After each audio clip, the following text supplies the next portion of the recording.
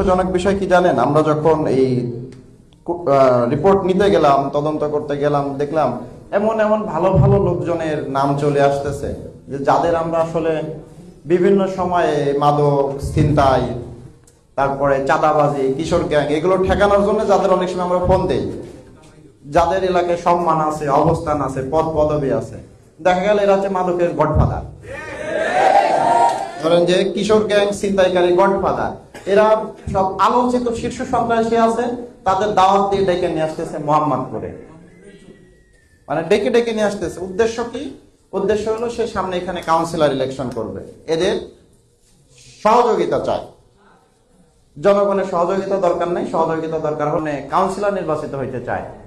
এই যে আপনাদের সামনে সত্যটা বলে দিলাম যে বড় ভাইয়ের নাম জিজ্ঞাসা করলেন না, যে একজন যে বড় ভাই কারাই তো আপনাদের বড় ভাই, সামনে এরাই কাউন্সিলরে দাঁড়াবে, আপনারা ভোট দিবেন।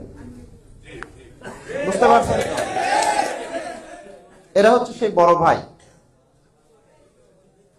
তো আমরা এদের নাম একদম লিস্ট ধরে ধরে ধরে ধরে সরকারকে জানাইছি। ইনশাল্লাহ কঠিন সিদ্ধান্ত হবে, ইতিমধ্যে সিদ্ধান্ত আসছে। আমরা সিদ্ধান্ত রাত থেকেই বাস্তবায়ন, সিদ্ধান্ত কালকেই আসছে। আমরা আজকেই কয়েকজনকে ধরছি, আপনারা হয়তো নিউজ টিউজ পাবেন। আমরা কয়েকজনকে একদম এই লিস্ট থেকে ধরছি এবং বাকিগুলো আমরা ইনশাল্লাহ ধরে ফেলবো।